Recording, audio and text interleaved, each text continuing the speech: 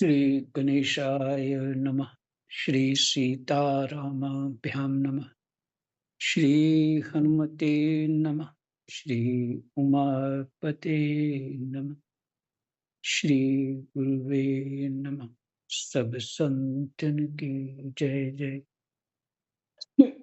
जय जय सीताराम। राधे श्याम।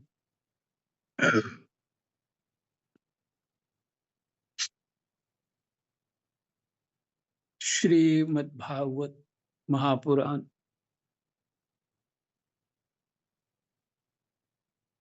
15वां अध्याय। श्लोक संख्या 45 से पढ़ना शुरू करेंगे।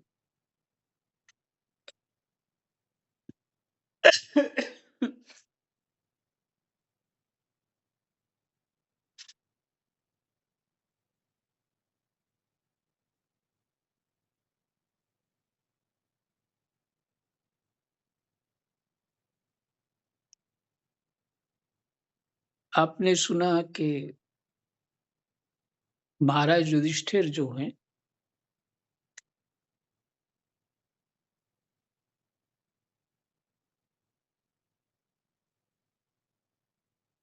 पूर्ण रूप से वैराग्यवान होकर के घर से क्या कहें, गूंगे बहरे अंधे होके निकले। अर्थात ना किसी को देख रहे थे, ना किसी की आवाज को सुन रहे थे, और ना ही किसी को कुछ बोल रहे थे। ये ख्याल रखना, वो ख्याल रखना, कोई कुछ भी बोल रहा था। ऐसा तो नहीं राजा घर से निकलेंगे तो कुछ बोलेगा नहीं, प्रार्थना नहीं करेंगे लोग। वहां अधिक कठिन कठिन होता है राज परिवार से निकलना। तो लेकिन जो कल चित्त में आया कि युधिष्ठिर ने ऐसा दृढ़ संकल्प कर लिया, और हो भी गया, और घर से निकल गए। केवल संकल्प ही नहीं किया, उसके वैसा आचरण भी कर दिया। वो क्या था? वो धर्म का ही पालन कर रहे थे। धर्म जो जीव करता है, उसी को वैराग्य प्राप्त होता है। और धर्म में तो शास्त्र अनुसार संयम ही होता है, और संयम ही तप है।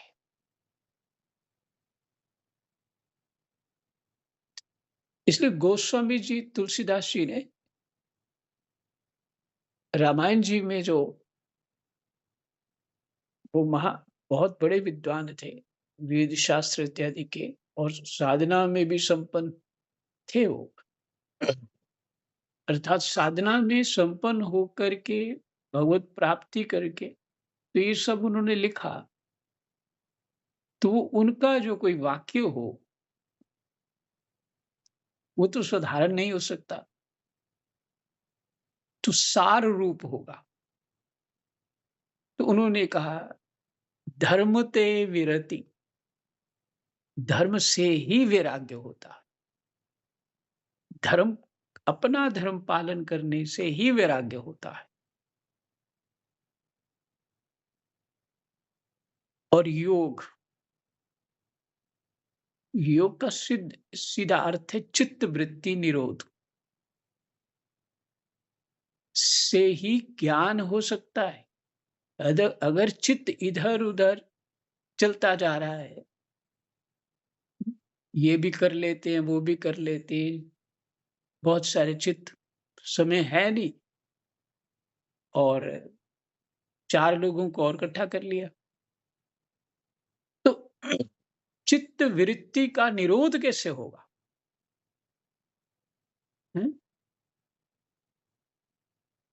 धर्म ते वृत्ति, योग ते ज्ञान। निरोध ही योग है। निरोध, चित्त वृत्ति का निरोध ही योग है। ते ज्ञान, शांत चित्त होगा तो ज्ञान होगा ना।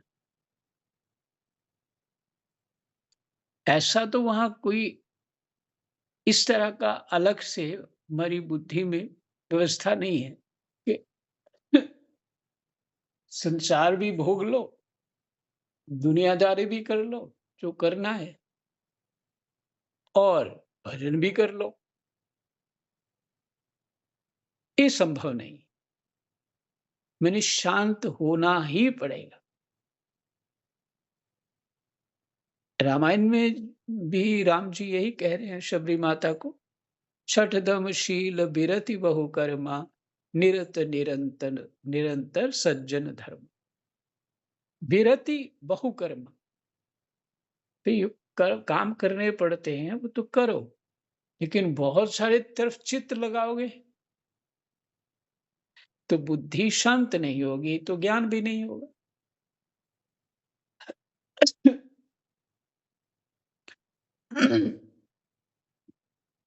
तो कोई सुखी हो अथवा दुखी हो,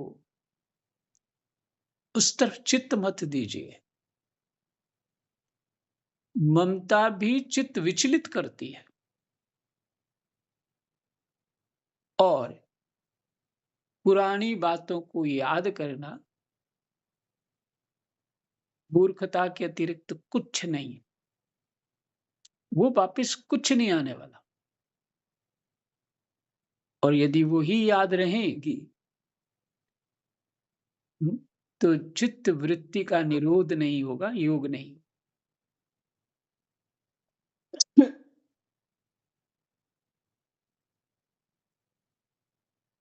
तो ये हमारा रास्ता है।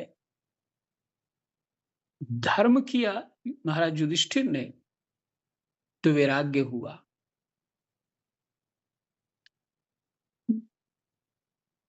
तो अधर्मी आदमी को वैराग्य कैसे हो जाएगा? सुविचार करिए। वैराग्य कोई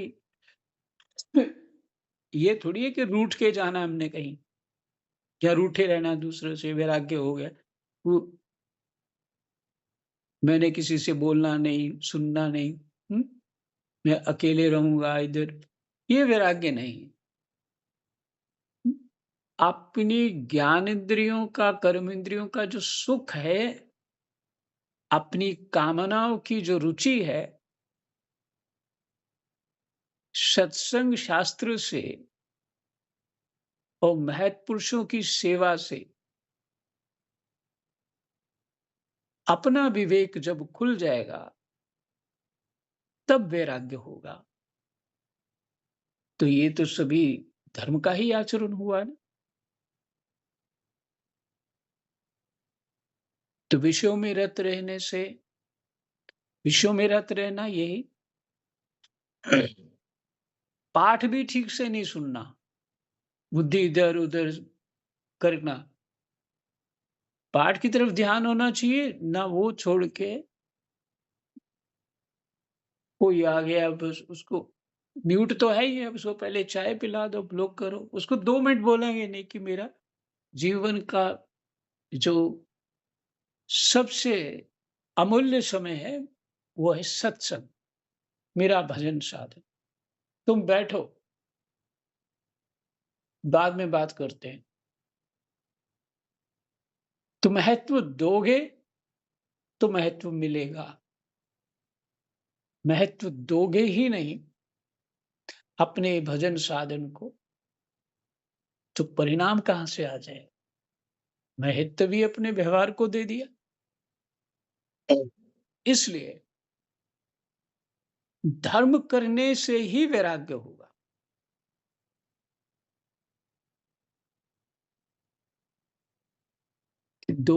मैंने कई बार इस बात को बोल चुका हूं। जो मुझे समझ आता है, जो आवश्यक है, उसको बार बार बोलता हूं। और देखिए, भागवत जी हो, रामायण जी हो, गीता जी में हो,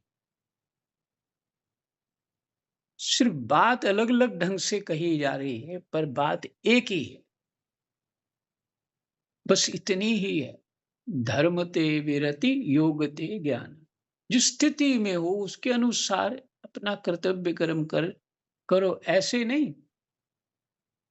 नहीं कि अब हमने मेले में बैठना ही है, कोई आ गया है तो उसकी चर्चा सुननी ही है। नहीं, विश्राम तो करो, उसको बोल तो दो। तभी तो चित्तवृत्ति निरोध होगा ना, बुद्धि शांत चाहिए। सबकी खबरें सुन रहे हो हम, तो कैसे वृत्ति शांत हो जाएगी? इसलिए एकांत होना, मन ही मन, कम व्यवहार होना। थोड़ा बहुत जो व्यवहार करना पड़ता है सिर्फ शरीर के लिए, कि मन बुद्धि शरीर का सही चलता रहे। नहीं तो अपने जो सुना है, जो पढ़ा है, उसका बार बार मनन करना अनिवार्य है। अगर वो नहीं हुआ तो जो वो प्रसंग है, जो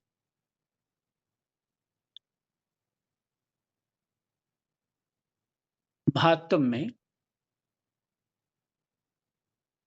जो विमान लेकर के भगवान के पार्षद आते हैं, उनसे पूछा तो उन्होंने बता दिया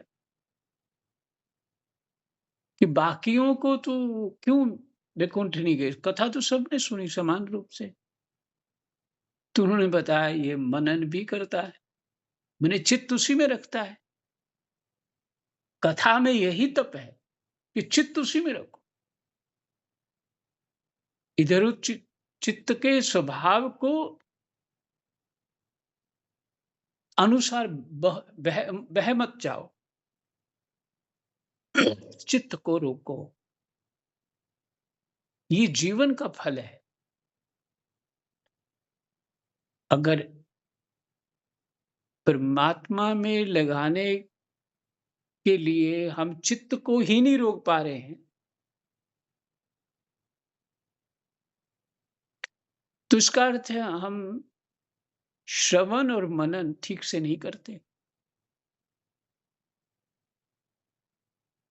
जब उसको बार-बार अपने चित्त में विचार करना अनिवार्य है।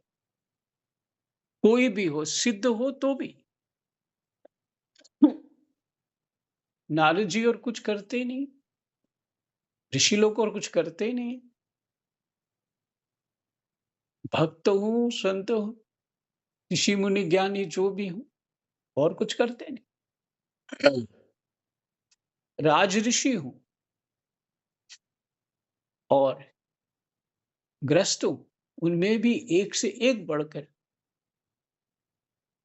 इसे अपने चित्त का निरोध करने में पारंगत थे। कुछ भी करते हुए भगवान की सेवा कर रहे हैं। तो तात्पर्य ये है, धर्म ते विरति, और धर्म स्वरूप महाराज युधिष्ठिर हैं। उनका वैराग्य तो सदा सदा बना ही हुआ है, दृढ़ है। राजा होकर भी उनको भोगों की इच्छा नहीं, कर्तव्य ही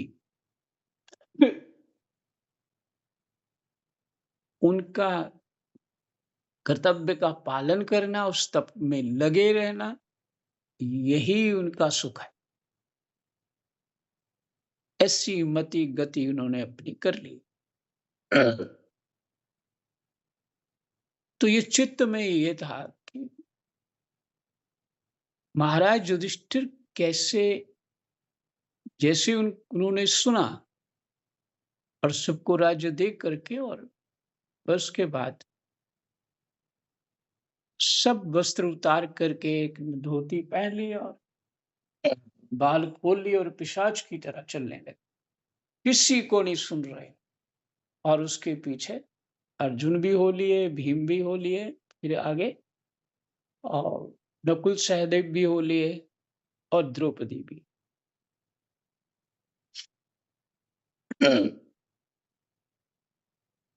तो भीमसेन, अर्जुन आदि युधिष्ठिर के छोटे भाइयों ने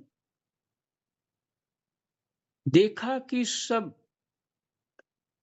देखा कि अब पृथ्वी में सभी लोगों को अधर्म के सहायक कलयुग ने प्रभावित कर डाला है। इसलिए वे भी श्री कृष्ण चरणों की प्राप्ति का दृढ़ निश्चय करके अपने बड़े भाई के पीछे पीछे चल पड़े। इस तरह का वातावरण हो गया, लोग झूठ बोलने वाले हो गए। अपने विषयों की पूर्ति के लिए ही धर्म भी छोड़ दिया, आचरण भी छोड़ दिया, सब कुछ छोड़ दिया। बस हम अपनी ठाट-बाट कैसे बनाएँ, अपना वो खाना-पीना ये सब मौज-मस्ती कैसे बनाएँ, बस इसी को बड़ा क्या कहते हैं, आचरणवान मानने लगे अपने आप, बड़ा आदमी मानने लगे, धन लेकर के। यही बात युधिष्ठिर ने तब 5,500 5,500 वर्ष पहले ये महाभारत हुआ था। तो युधिष्ठिर ने तब ये बात कही थी, वो समझी थी और उसी समय इस संसार का त्याग कर दिया। अर्थात भजन साधन के लिए हिमालय के लिए भगवत प्राप्ति के लिए चल पड़े। तो और हम तो उसी में रच-पच रहे हैं। हमें तो होश भी नहीं है, हम हैं कहाँ? कौन-सी दुनिया के हम? हमें कोई अच्छा कह देता है तो हम अच्छे अपने आप को मानते हैं, कोई बुरा कह देता है तो कैसे बोल दिया तुमने हमें बुरा? लोग तो मुझे अच्छा कहते हैं। किसी की बात ना सुन सकते हैं, ना सहन शक्ति, कुछ आचरण की तरफ ध्यान नहीं है। मैंने नीति क्या है, प्रीति क्या है, धर्म क्या है, अधर्म क्या है, विवेक क्या है और भगवान क्या है, जीव क्या है और माया क्या है, कुछ भी पता नहीं। हमारा जन्म लेने का उद्देश्य क्या है? हमें जो भी भगवान ने लीला करी है, इस संसार रूप हमें उससे उद्देश्य क्या है, वो भी नहीं पता। तो हमारी निश्चयात्मिका मति कैसे हो सकती है?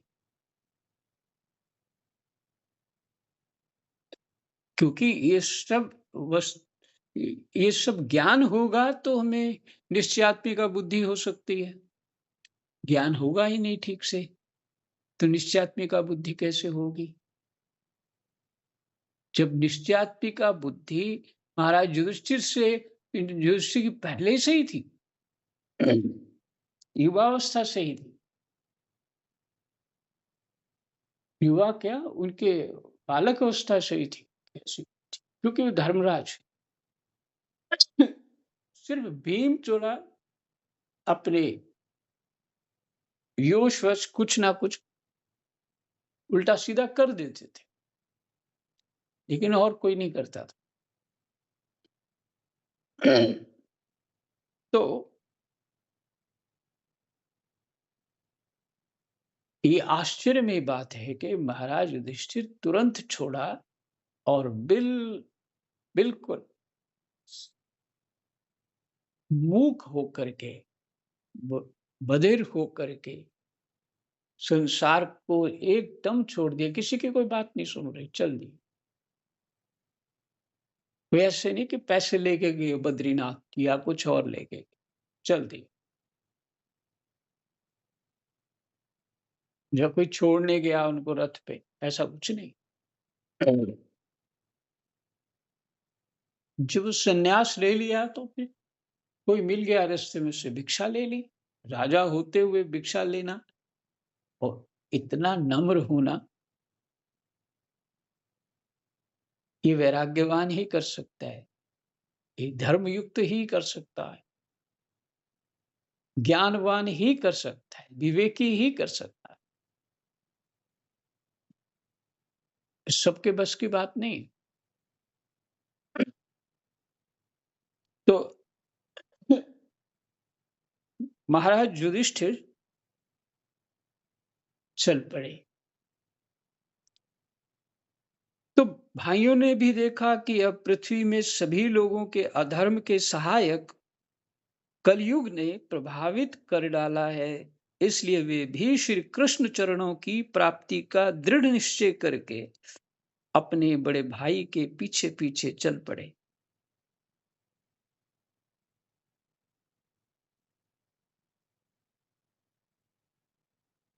ये है नीति और प्रीति। ये चारों पीछे पीछे उनके चल पड़े। ये है नीति और प्रीति, धर्म का ज्ञान।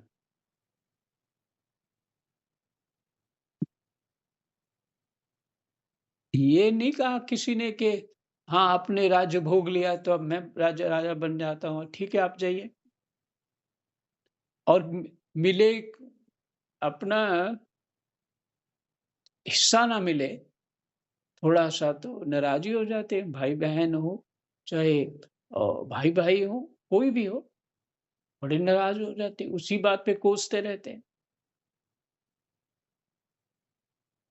तो ये है नीत प्रीत परमारथ स्वार्थ पूर्ण राम सन जान यथार्थ। विवेकी जी, भगवान का भक्त, संत यही सब कर सकते हैं। उनकी कोई विशेष वेशभूषा नहीं है, किसी भी स्थिति में हो सकते हैं।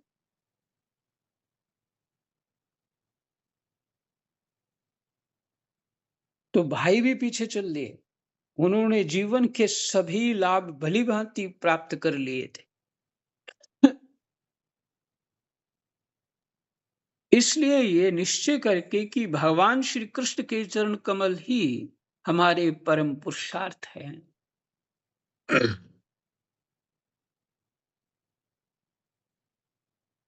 श्री कृष्ण के चरण कमल ही हमारे परम पुरुषार्थ हैं। उन्होंने उन्हें हृदय में धारण किया। पांडवों के हृदय में भगवान श्री कृष्ण के चरण कमलों के ध्यान से भक्ति भाव उमड़ आया।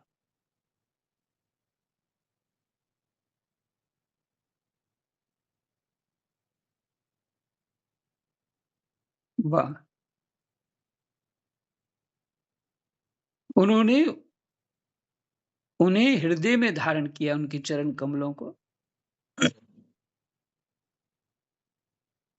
पांडवों के हृदय में भगवान श्री कृष्ण के चरण कमलों के ध्यान से भक्ति भाव उमड़ आया।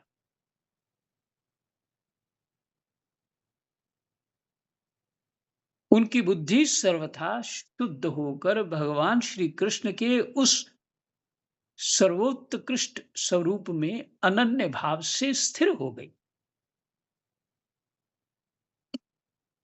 बहुत साल पहले मैंने ये सुना था कि पांडवों का चरित्र सुनने से भगवत प्राप्ति हो जाती है।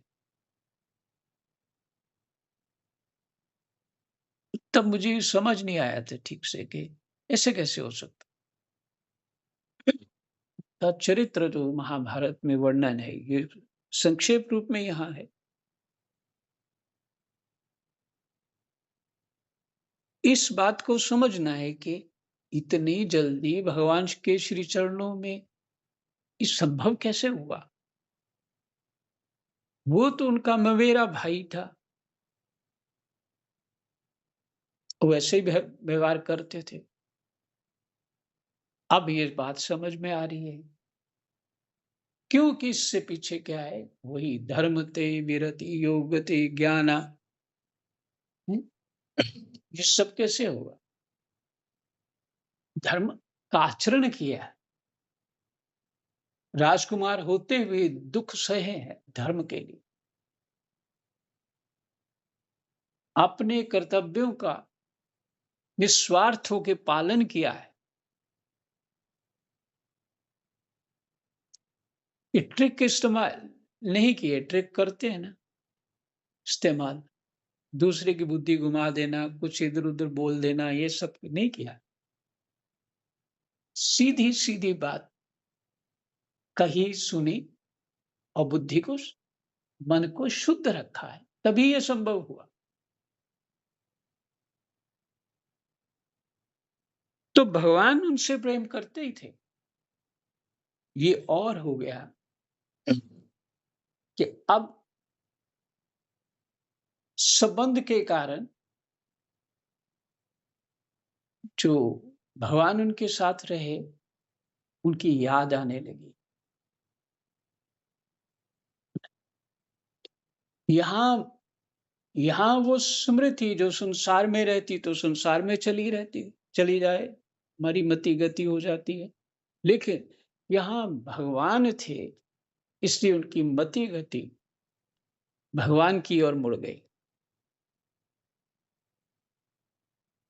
तो उनकी स्मृति होने लगी।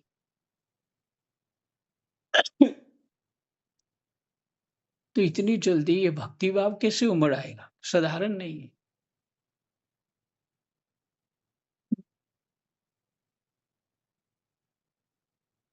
साधारण बात नहीं, बिल्कुल। और अनन्य भाव से स्थिर होगी। अनन्य माने कहीं और बुद्धि नहीं है। जिसमें निष्पाप पुरुष ही स्थिर हो पाते। जिसमें निष्पाप पुरुष ही स्थिर हो पाते हैं। पांडवों की बुद्धि उसमें स्थिर हो गई। फलतः उन्होंने अपने विशुद्ध अंतःकरण से स्वयं ही वह गति प्राप्त की जो विषयासक्त दुष्ट मनुष्यों को कभी प्राप्त नहीं हो सकती।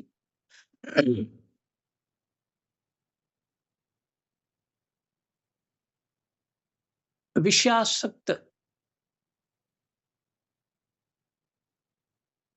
अर्थात वो विषयासक्त नहीं थे।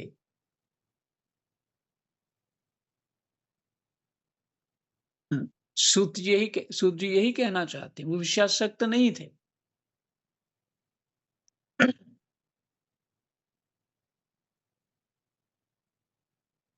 वो वही तो चित्त में ये बात आ रही थी कि ऐसे कैसे हो गया? हम वो संसार में जो भगवान ने उनको आदेश किए, जो उनके ब्राह्मणों ने उपदेश किए, गुरुओं ने उपदेश किए, माने जो कहा आदेश दिए, उसी का पालन किया उन्होंने। अपनी इच्छा से तो कुछ पालन नहीं किया।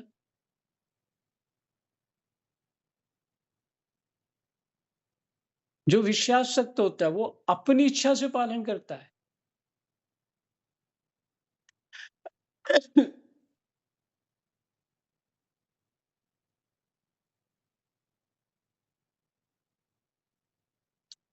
संयमी एवं श्री कृष्ण के प्रेमावेश में मुग्ध भगवनमय संयमी एवं श्री कृष्ण के प्रेमावेश में मुग्ध भगवनमय विदुर जी ने भी अपने शरीर को प्रभास क्षेत्र में त्याग दिया। उस समय उन्हें लेने के लिए आए हुए पितरों के साथ वे अपने लोक यमलोक को चले गए। क्योंकि विदुर जी भी युधिष्ठिर ही हैं। महाराज 3 रूप बन गए ना उनके। विदुर जी श्राप के कारण एक महाराज युधिष्ठिर और वो सुपच्छ वाल्मीकि भंगी रूप में पैदा हुए थे।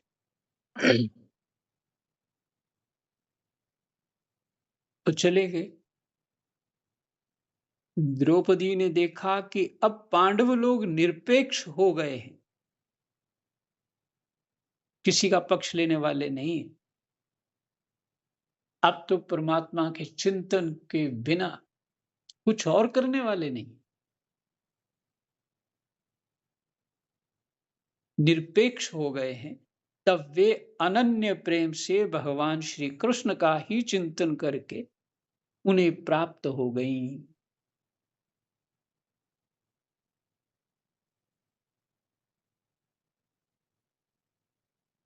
अच्छा, साधारण नहीं थी, आपको पहले बात हो चुकी है।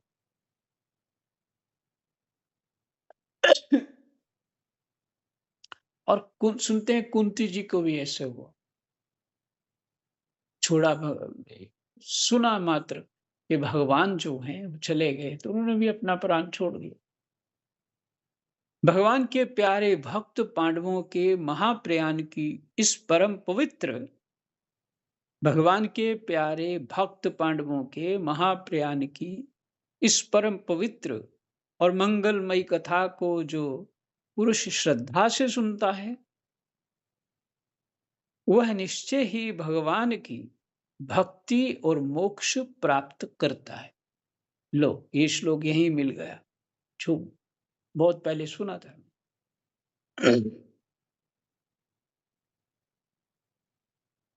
जो पुरुष श्रद्धा से सुनता है भगवान के प्यारे भक्त पांडवों के महाप्रयाण की इस परम पवित्र और मंगलमयी कथा को, जो पुरुष श्रद्धा से सुनता है, वह निश्चय ही भगवान की भक्ति और मोक्ष प्राप्त करता है।